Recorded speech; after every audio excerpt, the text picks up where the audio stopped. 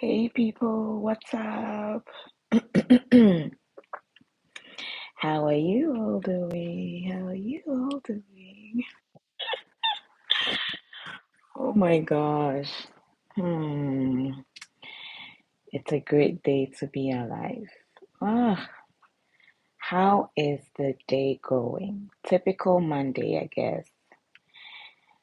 Let me know where you're watching from. I feel like there's too much space on top of my head. Let me bring this down a bit. Oh yeah, perfect.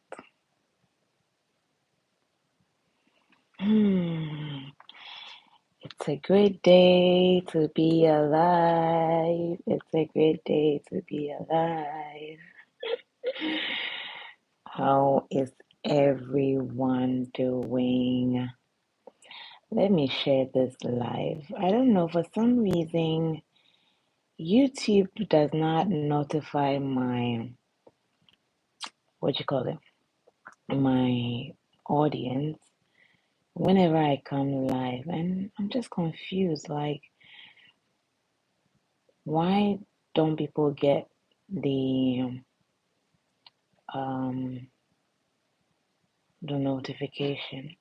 It's weird. It's super, super, super weird.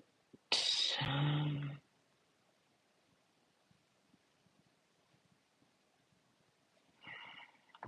yeah. So, yeah. So today I just wanted to talk about the an update from the IRCC, and it turns out that international students are also like part of this category. That's why I'm sharing. A disclaimer here: I am not an immigration consultant. All right, I am just sharing updates basically because international students. So that's why I am coming up to share it.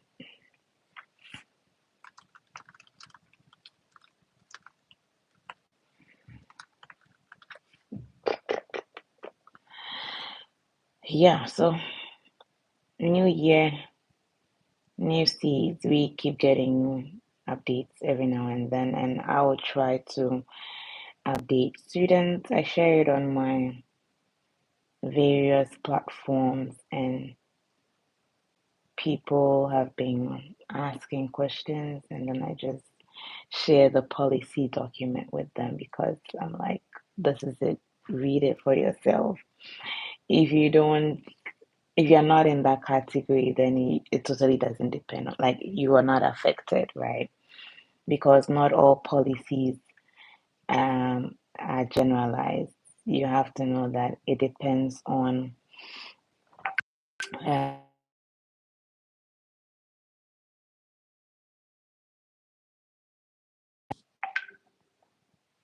um, yeah.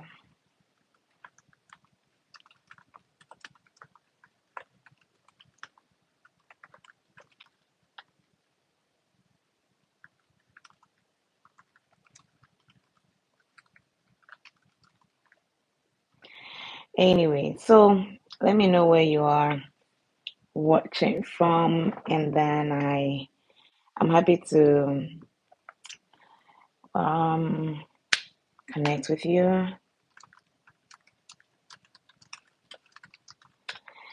Yep, basically. mm, mm, mm. I don't know why YouTube does not notify my followers whenever like I go live, because I'm always like, I'm supposed to even get a notification when I go live on my other phone or my device, but I don't get it. And I'm like, is it that people don't get notified these days um on YouTube whenever like the person they follow goes live. No wonder I don't get notifications from some of the people I follow when they go live. I'm like, it's weird because when did YouTube start doing this? Because I really would want to join a live from a friend or someone I follow. And by the time I see the video, it was like 2 days ago or something. And I'm like, so right now, what do I do? Oh, hi, Laurie. Laurie, I'll call you in. I'm like, what do I do? I'm honestly confused because I thought it's supposed to be um standard, like people should get notified whenever you go live, you post a video or something of that sort. But it turns out that my audience never get notified or something. I'm like, I'm confused. Like, what's happening? What's really happening? Anyways, I don't know how to figure it out. But guys, if you know how to help in terms of like getting notified about like your post or something, please let me know because it can be frustrating because YouTube is very difficult to grow, honestly. Then after doing all the work, it's like nobody gets notified. And what's it? Oh my God. You are even looking for the like, but honestly, I honestly don't know if it's I don't know because I just go live um from my phone and it's like I don't even know what to do. But anyways, I don't know where the live, honestly, the like stream or that kind of thing. Cause me mentiate, I don't say many. Oh, hey Juma. Anyways, today I was come to talk about something interesting, but this whole YouTube changes and things are just frustrating. But I think it will get better. We'll try. Because YouTube is very difficult to grow. And so if you are like trying to be consistent, you're posting or creating content, they should be able to like the user, what do you call it? It should be user friendly, right? Yeah, that's the word. The last time I also noticed that when someone joins you on YouTube, you never get notified until like they comment or they post something. But like on Instagram and Facebook, you can literally see in real time when someone has joined the stream. So I feel like YouTube is not very, very open and very what's the word I want to use? Transparent with all these changes because sometimes it's very difficult to maneuver.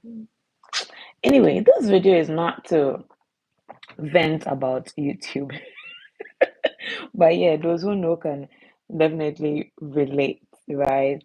And I want to try and be coming here more often because honestly, I've been hiding. I've been hiding. I've been hiding because it's overwhelming sometimes. Recently, a friend was like, "You can't hide though because you are the light of the world." Of course, I'm the light. I'm the light. When you are God's child and you are the light of the world, and you know, you cannot light a candle and put it under the table. You have to shine. And the Bible reiterates that for me in Matthew 13 that I am like a city on a hill, so I cannot be hiding. So in order to be very consistent, maybe twice a week, I'll be working and come on live here and we can talk about anything, not just about education consulting or um what you call it, updates from IRCC. Oh yeah, I can even talk about the dating scenes.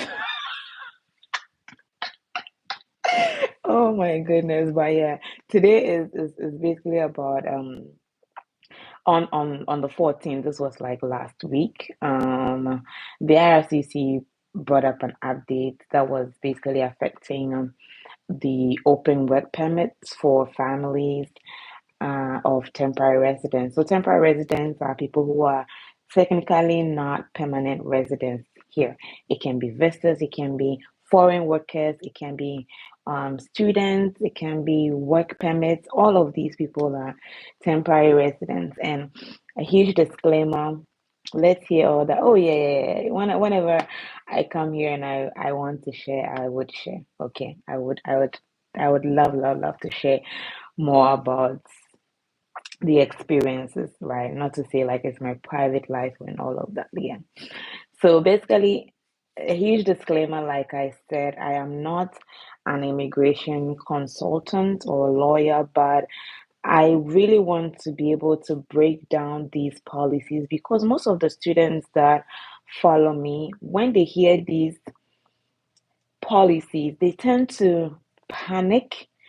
They tend to go like, hey, am I affected? Does it affect me in any way? And so that's the only reason why I decided to be sharing this. And sometimes on my end, if I have to post do a video and post, it's a lot of work for me. So I'd rather come on the live and do it and leave it there because then that way I don't have to edit and people would may also take it out of context for the policies or for what I have said, right? So on the live, I can correct it, I can do a deep dive, and then we can always come up. I think in the next video live, I would talk about the current high in demand streams, which is the field in which you should be looking to in terms of study, because not all programs are postgraduate work permit eligible at the moment. Yes.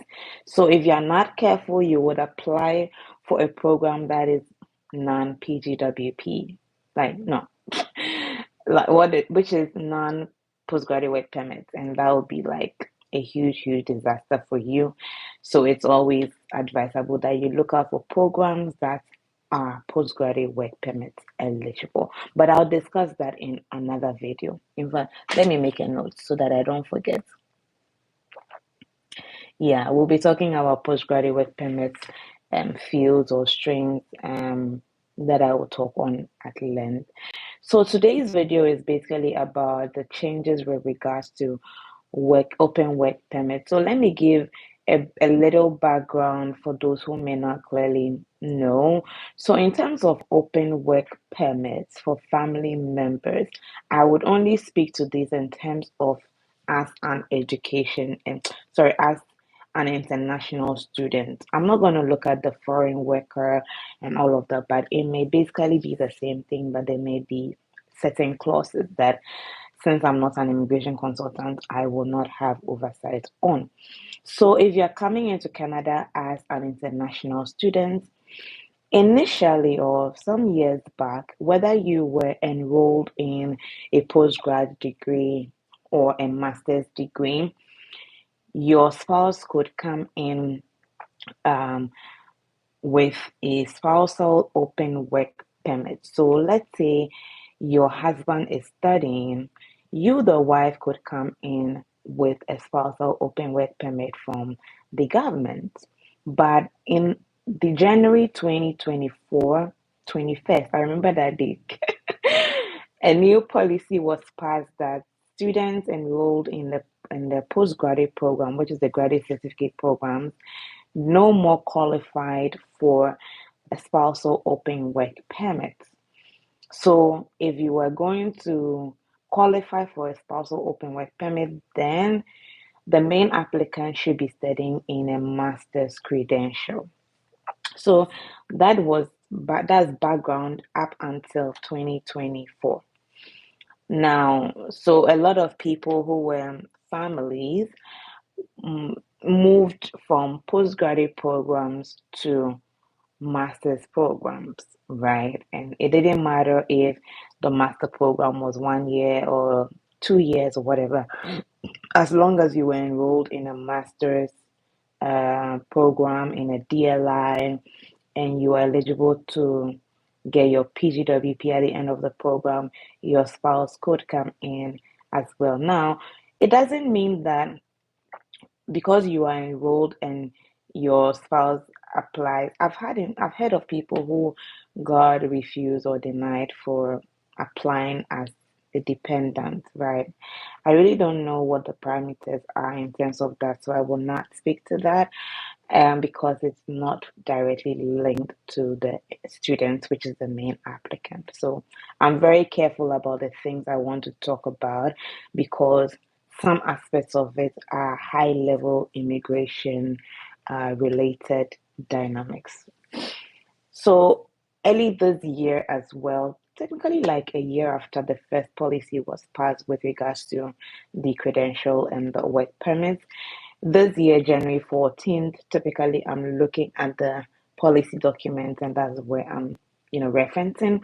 It's basically from Ottawa, which is the sitting government office, and they are talking about what would strengthen the equality of the integrity and the qualification for temporary resident programs who are supporting the government's laboring demands. I don't have any difficulty going live. I mostly use my laptop to stream. Oh, okay. Maybe I should try that as well. Robert, thanks for adding that. So, the IRCC is changing the open work permit eligibility for family members for international workers and foreign workers. So, currently, effective January 21st, which is tomorrow. So remember in my intro I said that 2024 January 21st a policy was effectively passed for students who are in the graduate certificate level who will no more qualify for the spousal open work permit and would now have to enroll in a master credential. That was in 2024, January 21st. Now, in this year, on the 14th, the policy was passed and will take effect on January 21st, which is saying that only spouses of certain international students and foreign workers will be able to apply for a family open work permit, which is a family OWP. And it will be limited to spouses of students who are enrolled in, now this is the clause, master's program that are 16 months or longer, right? Remember, I said that last year it didn't matter if your master's program was just a year old or it's up to 12 months or 14 months or whatever. But now you have to be enrolled in a master's program that is 16 months or longer, meaning it has to be 2 years, preferably, right? So it's kind of puts a fix for people who are already enrolled in a program. And I always explain that if you were already enrolled in like 2024, or the intakes are January, May, and September, right? So if you were already enrolled in September 2024, it doesn't apply to you because technically you were already enrolled in the program. But if you are now going to enroll, let's say you want to apply for February 20, what am I saying? February, in fall. I wanted to say fall actually. In September 2025, then you have to be sure that your program is more than 16 months. Do not enroll in a 12-month program, a 1 year program, all of that. No. If you have a spouse and you're looking to have your spouse to be able to qualify for the spousal open work permit, please do not enroll in a master's program which is less than 16 months. Okay? Please, no. Because if you enroll in a program less than 16 months, automatically your spouse will not be allowed to come in on a spousal work permit.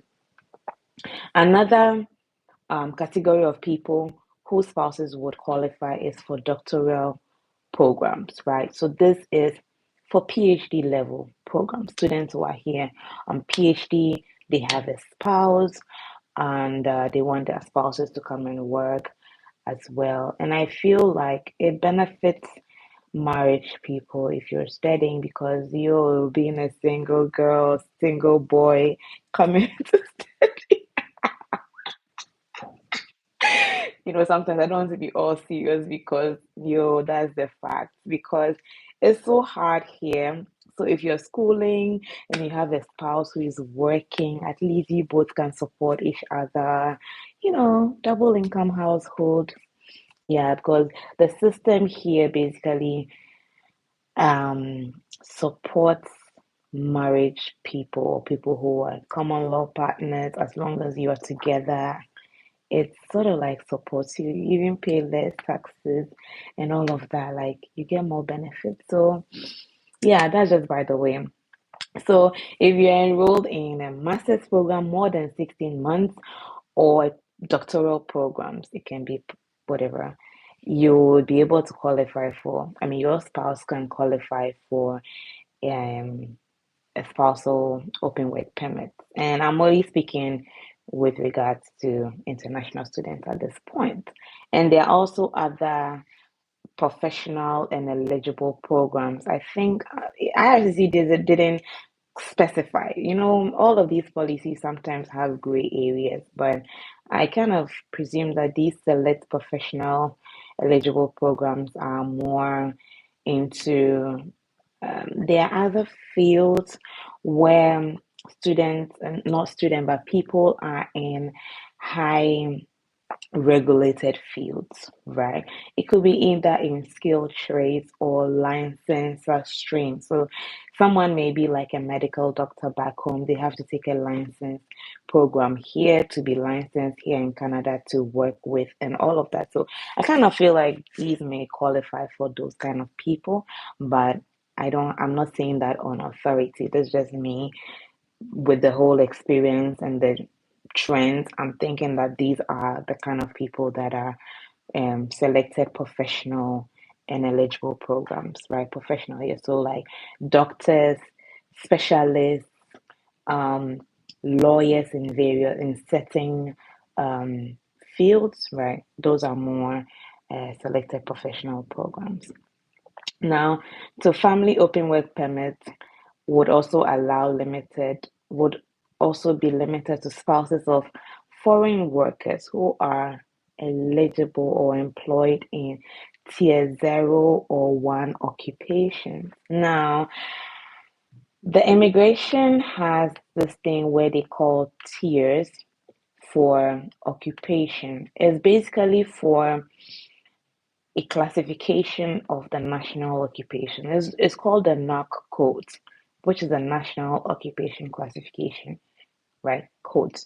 So I'm going to like give you like a brief of the tier categories and an example of jobs that fall under those categories. And then we'll go back to the policy. So for tier categories, we have tier 0, we have tier 1, tier 2, tier 3, and tier 4 and tier 5. So tier 0 is more of management occupations. So an example is in advertising, marketing, public relation managers, financial managers. Those are in tier 0. They are more of management level occupations. Um, then there is tier 1, which are occupations that require a university degree. So, like financial advisors, software engineers, example. And then tier 2 are occupations that usually require a college diploma, an apprenticeship training, and supervisor occupation. So an example is like network, computer network and web technician, medical laboratory technologist, all those, apprenticeship training. That's tier 2. Then tier 3 is like occupations that require a diploma, apprenticeship training, more than 6 months of an on-job training. So it will qualify, like bakers, dental assistant, dental laboratory assistants. These are tier 3. There is also an in-depth breakdown of the various occupational codes. Those are very specific, like 41420 are more of like business development, financial advisors. Those are very specific. So you see a whole list of the codes and what role. When I say role, is specific role like managing director, business development officers, business development specialist, customer relations specialist. So the various role will have a specific code that will qualify. Now to tier four, occupations that usually require high school diploma or several weeks of on-the-job training, like home care providers, retail salesperson, and visual merchandisers. And then tier five, the last one, is occupations that normally require a short-term work demonstration of no formal education, like landscaping and ground laborers, delivery service, all of that. Now, um, so I said that what you have to be in tier zero, tier one occupations. So tier zero, tier one occupation. So if you are a foreign worker, you have to be in the tier zero or one occupation, or selected tier two or three occupations in sectors where labor shortages are linked to government priorities. Remember labor shortages? Yeah. These include occupations in the natural and applied sciences, construction, healthcare, natural resources, education, sports, and military sectors. All right. The full list was made available on January 21st. So I would wait on January 21st to get the full list of those who qualify. So these are the people who would qualify for the spousal open work permit for people who are here on temporary residence. In addition to the foreign worker must also have at least 16 months remaining on their work permit at the time when their spouse applies for the open work permit. Dependent children of foreign dependent children of foreign workers will no longer be eligible. Let me break down that sentence. So if you are a foreign worker in Canada, you must have at least 16 months remaining on your work permit, meaning your work permit should not be valid for less than 16 months. If it's valid for less than 16 months at the time where your spouse put the application through, you may be disqualified or not be like, get it. But I always kind of have this feeling that sometimes it actually depends on the immigration officer that picked your application. That's where favor comes in. So that's it. And also, initially, dependent children qualified for to come in as to enroll in schools and all of that. But now, dependent children of foreign workers are no longer eligible, and this is a more immigration thing. So I'm not going to go deep into it. It is as it says it is. That's what it is. And another caveat here is saying that open work permits that were approved under the previous so this is a great thing to note. Remember I said that there were spousal open work permits that were approved for postgraduate levels and people who were already enrolled in master's programs, right? Irrespective of the duration of the program, whether it was 16 months or more. But here it's saying that if you were approved under the previous measures, sorry, and your permits have not expired, they are still valid. In situations where students may need more time to complete their program or where family members received a shorter work permit than the principal applicant, in Canada, family members can apply to renew their work permit as long as one, they are applying under the same criteria as the current work permit and the requested duration of the renewal matches that of the existing study or work permit of the applicant. So, for instance, let's say you were enrolled in a 16 or 24-month program, and then your spouse applies for the spousal open work permit, and let's say they got just 6 months or 1 year, right? That puts your spouse in a deficit because if you are enrolled in a 24-month program, for instance, master's program, and your spouse got only 1 year, which is technically 12 months, it means that you, the spouse, on the open work permit, you have a deficit. So IRCC is saying that if your spouse was enrolled under the same criteria of program as it, then you can apply to extend your spousal open work permit, and that is allowed because technically the principal applicant in this case, which is the spouse that was studying or in school, had the same duration of the program. So if the principal applicant, which is the person studying, either the man or woman studying, had 24 months approved on their study permit or are enrolled in that program, the spouse should also get the same validity of, I mean, the same duration of the permit. I hope you get it. I hope you get it. Yeah, yeah. You people are smart people, so I trust you. So, um, spouses of workers covered by free trade agreements. Okay, I'm not going to touch on that because those are more different, what do you call it, criteria. So basically, I'm just focusing on international students, especially people who are enrolled in master's programs, which is more than 16 months. Okay, and people who are foreign workers. So foreign workers basically is for people who have been employed by Canadian businesses as into certain occupations like I said, applied sciences, construction, healthcare, natural resources, education. Basically, they came in with with a work permit to work for these institutions or corporations. So yeah, I hope this sort of like gives you an idea of the new policy, which is going to be taking effect tomorrow. Tomorrow. So, most importantly, what I'm going to leave you with is that, as much as possible, it is important that if you are going to enroll in a master's program, the longer the better. You bab. Enroll in a 16-month or more program, okay?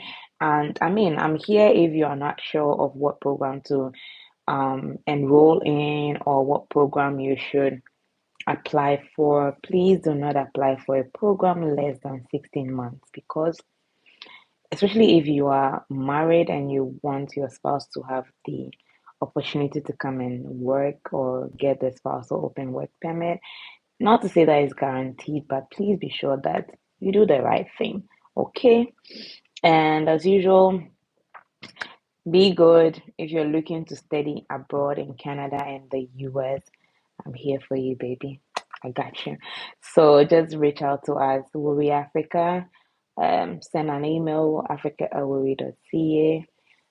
Hit me up anywhere on Instagram or on Twitter, my handle, and I'll be more than happy to assist you. Okay? I don't know, you guys didn't have any questions, so I'm assuming that like everything is clear. If you have any questions, feel free to reach out um on Instagram. And Charlie, I got you. I got you. So I'm gonna go. I don't want to be more to spend too much time here because then the essence of the of whatever I've discussed will be lost. So keep being awesome, and I'll see you again this week, hopefully, or next week. I'll try and come here and come and talk about something not so serious like an immigration policy, okay? Keep being awesome, guys. Love you all. Bye bye.